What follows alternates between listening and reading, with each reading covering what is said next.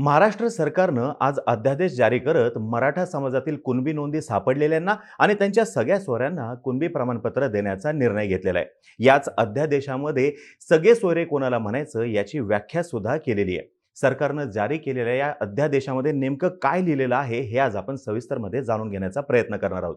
नमस्कार, मी अरुणराज जाधव बोलभिडूवरती तुम्हा सर्वांचं अगदी मनापासून स्वागत करतो। आता सर्वप्रथम एक गोष्ट ही लक्षात घ्या की कोणतेही आंदोलन हे एका वर्षामध्ये यशस्वी होत नाही, ते टप्प्याटप्प्याने यशस्वी होत असतं। ती इव्होल्यूशन प्रोसेस आहे जी टप्प्याटप्प्याने होते आणि मराठा समाजाचं आंदोलन हे याचं अगदी मूर्तिमंत उदाहरण आहे। प्रश्न पूर्णपणे सुटलेला आहे किंवा नाही हे येणाऱ्या काळामध्ये समजेलच, पण बऱ्याच अंशी सुटलेला आहे असं एकूण वातावरणावरून आपल्या लक्षात येते। आता सर्वप्रथम हा जी आर काय आहे ते तुम्हाला सांगतो। या जी आर साठीचं नाव दिले त्यांनी अधिसूचना। टायटल आहे महाराष्ट्र अनुसूचित जाती, अनुसूचित जमाती, विमुक्त जाती, भटक्या जमाती, इतर मागासवर्ग व विशेष मागास प्रवर्ग जातीचे प्रमाणपत्र देण्याचे व त्याच्या पडताळणीचे विनिमयन अधिनियम 2000, क्रमांक CBC 2024/प्र 02/माव क महाराष्ट्र अनुसूचित जाती, अनुसूचित जमाती, विमुक्त जाती, भटक्या जमाती, इतर मागासवर्ग व विशेष मागास प्रवर्ग जातीचे प्रमाणपत्र देण्याचे व त्याचे पडताळणीचे विनियमन अधिनियम 2000 सन 2001 च्या महाराष्ट्र अधिनियम क्रमांक 23 याच्या कलम 18 पोट कलम 1 अन्वये प्रदान करण्यात आलेल्या आणि या बाबतीत त्यास समर्थ करणाऱ्या इतर सर्व अधिकारांचा वापर करून महाराष्ट्र शासनाने महाराष्ट्र अनुसूचित जाती, विमुक्त जाती, भटक्या जमाती, इतर मागासवर्ग व विशेष मागास प्रवर्ग जातीचे प्रमाणपत्र देण्याचे व त्याच्या पडताळणीचे विनियमन नियम 2012 यात सुधारणा करण्यासाठी जे नियम करण्याचे योजिले आहे त्या नियमांचा पुढील मसुदा त्यामुळे बाधा पोचण्याची शक्यता असलेल्या सर्व व्यक्तींच्या माहिती करता उक्त अधिनियमाच्या कलम 18 पोट कलम 1 द्वारे आवश्यक असल्याप्रमाणे याद्वारे प्रसिद्ध करण्यात येत आहे आणि याद्वारे अशी नोटीस देण्यात येत आहे की उक्त मसुदा महाराष्ट्र शासनाकडून दिनांक 16 फेब्रुवारी 2024 रोजी किंवा त्यानंतर विचारात घेण्यात येईल। आता इथे आपल्याला लक्षात येते की ही जी काही अधिसूचना काढण्यात आलेली आहे याच्या संदर्भात त्यांनी मसुदा हा शब्द वापरलेला, म्हणजे हा ड्राफ्ट आहे, अजून हा पूर्णत्वास गेलेला नाहीये। हा पहिला मुद्दा। दुसरा मुद्दा यातला असा आहे की याची अंमलबजावणी किंवा हे केव्हापासून विचारात घेतलं जाणार आहे तर 16 फेब्रुवारी 2024 पासून, मागील तारखेपासून नाही किंवा आजच्या तारखेपासून सुद्धा नाही, 16 फेब्रुवारी 2024 पासून याचा विचार करण्यात येणार आहे हे या ठिकाणी लक्षात घ्या। आता याच अधिसूचनेमध्ये दुसरा मुद्दा आहे, उपरोक्त दिनांकापूर्वी उक्त मसुद्याच्या संबंधात कोणत्याही व्यक्तीकडून ज्या कोणत्याही हरकती किंवा सूचना सचिव सामाजिक न्याय व विशेष सहाय्य विभाग, पहिला मजला, विस्तार इमारत मंत्रालय, हुतात्मा राजगुरू चौक, मादाम कामा मार्ग मंत्रालय, मुंबई यांच्याकडे उपरोक्त दिनांकास किंवा त्यापूर्वी प्राप्त होतील त्या शासन विचारात घेईल। बघा, मसुदा आहे म्हणजे ड्राफ्ट आहे, कच्चा आहे हा, अजून हा पूर्णत्वास गेलेला नाही, मी मगाशी म्हणलं तसं, आणि म्हणूनच याची अंमलबजावणी जी आहे किंवा हा कधीपासून विचारात घेतला जाणार तर 16 फेब्रुवारी पासून। दरम्यानच्या काळामध्ये जर का कुणाला या एकूणच मसुद्या संदर्भात काही सूचना द्यायची असतील, कुणाला काही हरकती असतील तर त्या सुद्धा शासनाकडे आपल्याला द्याव्या लागणार आहेत आणि असं या ठिकाणी शासनाने स्पष्टपणे म्हणलेलं आहे। या सूचना आणि हरकती ज्या आहेत त्या विचारात घेतल्या जाणार आहेत, म्हणजे कुणाला काही आक्षेप असेल तर त्याच्यासाठीचा सुद्धा इथं मार्ग शासनाकडून खुला ठेवण्यात आलेला आहे। आता या नियमांचा मसुदा काय सांगतो? मसुदा शब्द मी परत ह्याच्यासाठी म्हणतोय कारण की हे काही फायनल नाहीये, अजून कच्चच आहे हे सगळं। याच्यातला पहिला मुद्दा, या नियमांस महाराष्ट्र अनुसूचित जाती, विमुक्त जाती, भटक्या जमाती, इतर मागासवर्ग व विशेष मागास प्रवर्ग जातीचे प्रमाणपत्र देण्याचे व त्याच्या पडताळणीचे विनियमन सुधारणा नियम 2024 असं समजावं। आता इथं शब्द ऍड झालेला आहे, सुधारणा नियम आणि 2024। अगोदरच्या ह्याच्यामध्ये शब्द येत होता 2000 किंवा 2012 आला होता, आता इथं 2024 असं नाव आलेलं आपल्याला दिसून येते। याच्यातला पुढचा मुद्दा आहे, महाराष्ट्र अनुसूचित जाती, विमुक्त जाती, भटक्या जमाती, इतर मागास वर्ग व विशेष मागास प्रवर्ग नियम 2012 याच्या नियम 2 व्याख्यामधील उपनियम 1 मधील खंड ज नंतर खालील उपखंड समाविष्ट करण्यात येईल. आता कोणतं उपखंड समाविष्ट करण्यात आलेलं आहे तर ज 1 सगळे सोयरे, म्हणजे इथं सगळे सोयरे संदर्भात त्यांनी सविस्तर स्पष्टीकरण दिलेलं आहे, जे की अगोदरच्या अधिनियमामध्ये नव्हतं. सगळे सोयरे म्हणजे काय त्यांनी स्पष्ट केलेलं आहे. सगळे सोयरे या वर्गातील नातेवाईक म्हणजे अर्जदाराचे वडील, आजोबा, पणजोबा व त्यापूर्वीच्या पिढ्यामध्ये जातीमधील झालेल्या लग्न नातेसंबंधातून पूर्वी निर्माण झालेले नातेवाईक असा असेल. म्हणजे इथं स्पष्टपणे म्हटलेलं आहे, अर्जदारांच्या वडिलांकडचीच बाजू इथे त्यांनी लक्षात घेतलेली आहे. वडील, आजोबा, पणजोबा असं स्पेसिफिकली मेन्शन केलेलं आहे. याला जोडूनच त्यांनी पुढे असं म्हणलेलं आहे की यामध्ये सजातीय विवाहातून जे नातेसंबंध तयार झाले आहेत त्यांचा समावेश असेल. सजातीय म्हणजे एकाच जातीमध्ये झालेले विवाह यांचा याच्यामध्ये समावेश असेल. आंतरजातीय असा शब्द कुठेही इथे वापरलेला नाही. आंतरजातीय जर का असेल तर त्या संदर्भातली सुद्धा इथे तरतूद करण्यात आलेली नाही, हे या ठिकाणी स्पष्टपणे सांगू इच्छितो. आता जर का आपण पुढे गेलो, नियम क्रमांक 5 मधील उपनियम 6 मध्ये क्रमशः पुढील प्रमाणे तरतूद जोडण्यात येत आहे. अगोदर जे होतं त्याला पुढे हे काय आता जोडण्यात येत आहे. काय म्हणलेलं इथं बघा, कुणबी नोंद मिळालेल्या नागरिकांच्या, कुणबी नोंद मिळालेल्या नागरिकांच्या ज्यांची मिळाली आहे त्यांच्यासाठी रक्त नात्यातील काका, पुतणे, भाऊ भावकीतील असा नातेवाईक, काका, पुतणे, भाऊ भावकीतील असा नातेवाईक, म्हणजे परत इथं सुद्धा पितृसत्ताकच येते.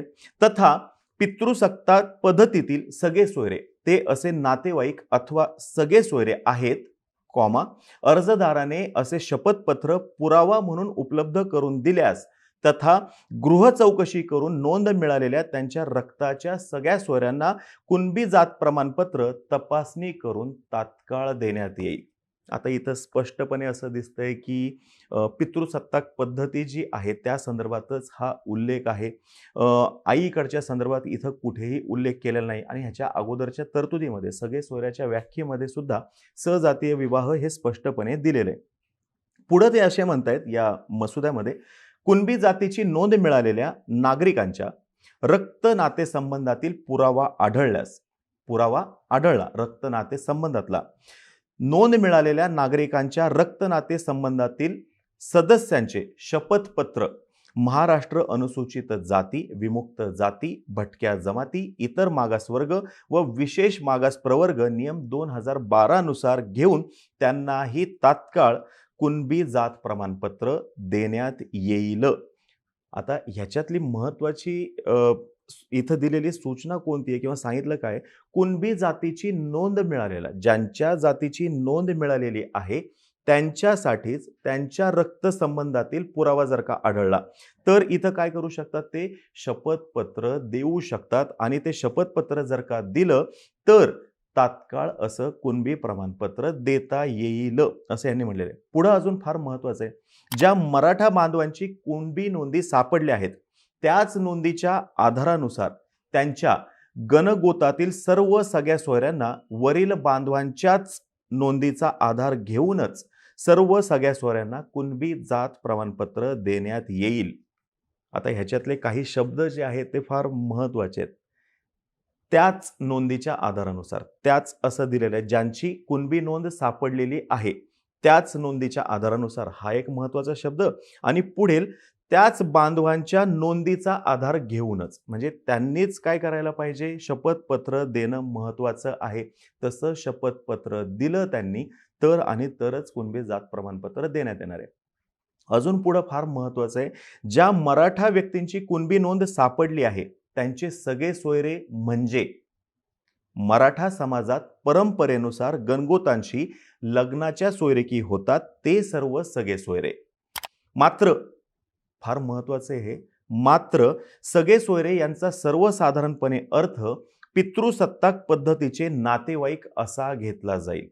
स्पष्टपणे पितृसत्ताक शब्द हा 2 वेळा आलेला आहे आणि पितृसत्ताक शब्दाच्या जवळपास जाणारा म्हणजे वडील, आजोबा, पणजोबा किंवा काका, पुतणे, भाऊ-भावकी हेही उल्लेख 2 वेळा इथं आलेले आपल्याला दिसून येतात. काय म्हणले? मात्र सगेसोयरे याचा सर्वसाधारणपणे अर्थ पितृसत्ताक पद्धतीचे नातेवाईक असा घेतला जाईल. तथा लग्नाच्या ज्या सोयरिकी होतात त्या गणगोतात आहेत किंवा सजातीय आहेत याचा पुरावा उपलब्ध करून दिल्यास गृह चौकशी करून त्यांनाही कुणबी प्रमाणपत्र देण्यात येईल. म्हणजे विवाह जे झालेले आहेत ते सजातीय असणं फार महत्त्वाचं आहे. म्हणजे दोन्हीही जे आहेत आई वडील हे जे आहेत हे दोन्ही किंवा मुलगा मुलगी जे लग्नासाठीचे असतील हे दोन्हीही एकाच जातीचे म्हणजे ही अधिसूचना ज्या संदर्भात आहे हा मसुदा ज्या संदर्भात आहे त्याचा जर का आपण आधार घेतला तर कुणबी जात असे असणं फार महत्त्वाचं असणार आहे. म्हणजे लग्नाच्या ज्या सोयरिकी होतात त्या गणगोतात आहेत किंवा सजातीय आहेत याचा पुरावा उपलब्ध करून दिल्यास गृह चौकशी करून त्यांनाही कुणबी प्रमाणपत्र देण्यात येईल. म्हणजे नुसता पुरावा उपलब्ध करून दिला तर त्याने भागणार आहे का? नाही. त्याला पुढे त्यांनी गृह चौकशी करून हाही शब्द जोडलेला आहे. म्हणजे अगोदर ज्या पद्धतीने प्रोसेस होती त्याच पद्धतीच्या जवळपास जाणारी ही प्रोसेस असल्याचं खूप जणांच्या लक्षात येईल.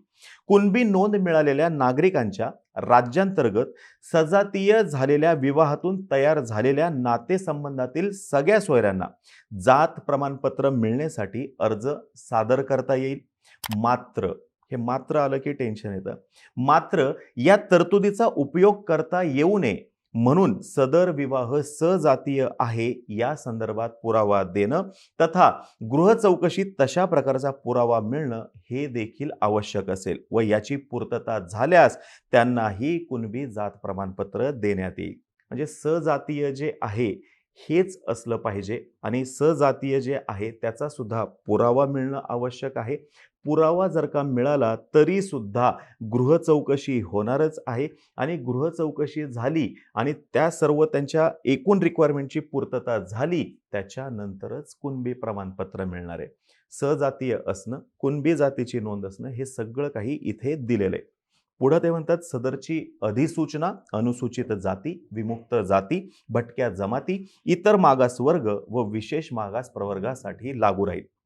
आता ह्याच्यामध्ये त्यांनी नियम क्रमांक 16 अर्जदाराकडून पुरवण्यात यावयाची माहिती हा एक मुद्दा दिलेला आहे. तर त्याच्यामध्ये असं लिहिलं आहे की उपलब्ध असल्यास पडताळणी समितीच्या निर्णयाची साक्षांकित प्रत आणि किंवा अर्जदाराच्या रक्तसंबंधातील वडिलांचे किंवा सख्या चुलत्यांचे किंवा वडिलांकडील रक्तसंबंधातील इतर कोणत्याही नातेवाईकांचे किंवा सगळे सोयरे यांचे वैधता प्रमाणपत्र.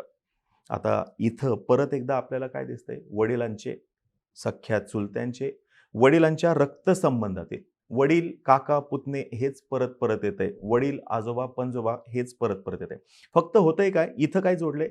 नातेवाईकांचे किंवा सगळे सोयरे यांचे वैधता प्रमाणपत्र. आता सगळे सोयरे म्हटल्यानंतर आपल्याला परत तिकडे यायचंय वर एक सगळे सोयरे. तिथं परत काय म्हणले? सगळे सोयरे म्हणजे काय? सगळे सोयरे या वर्गातील नातेवाईक म्हणजे अर्जदाराचे वडील, आजोबा, पणजोबा व त्यापूर्वीच्या पिढ्यामध्ये जातीमधील झालेल्या लग्न नातेसंबंधातून पूर्वी निर्माण झालेले नातेवाईक असा असेल. जातीमधील झालेल्या लग्न नातेसंबंधातून आणि याच्यामध्ये सजातीय विवाहातून जे नातेसंबंध तयार झालेले आहेत त्यांचा समावेश असेल. तर अशा पद्धतीचा हा मसुदा आहे. महाराष्ट्राचे राज्यपाल यांच्या आदेशानुसार व नावाने सुमंत भांगे शासनाचे सचिव.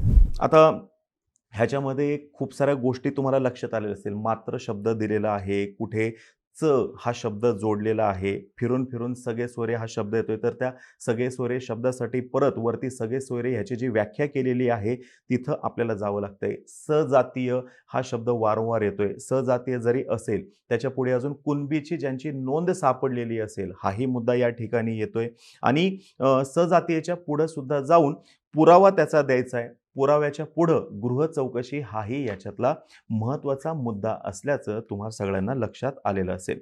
आता हा जो काही जी आर आहे, ही जी काही अधिसूचना आहे याच्यावरून एक गट असं म्हणतोय की सरकारनं मराठा समाजाला ओबीसी प्रवर्गातून आरक्षण मिळावं यासाठी नवीन आणि ठोस असं काहीही दिलेलं नाहीये. तर दुसरा गट जो आहे तो प्रश्न सुटला म्हणून आनंदात आहे. आता याच्यातील जे जाणकार आहेत त्यांच्यानुसार केवळ पूर्वीपासून चालत आलेली जी जात पडताळणी समितीची प्रोसेस होती तीच नवीन शब्दामध्ये मांडून मराठा समाजाला सादर करण्यात आलेली आहे.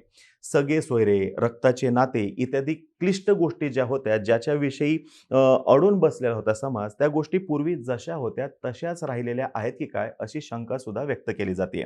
आता एक प्रश्न अजून उभा राहतो तो म्हणजे सरसकट मराठा समाजाला कुणबी जात प्रमाणपत्र देण्याची मागणी होती. आता त्याचं पुढं काय हा फार मोठा प्रश्न आहे आणि ज्यांचे सगळे सोयरेमध्ये कोणी कुणबी नाहीये, ज्यांच्या नोंदीच उपलब्ध नाहीयेत, सापडत नाहीयेत, मग त्यांनी पुढं काय करायचं हाही प्रश्न फार मोठा आहे. त्याचं उत्तर मिळत नाहीये.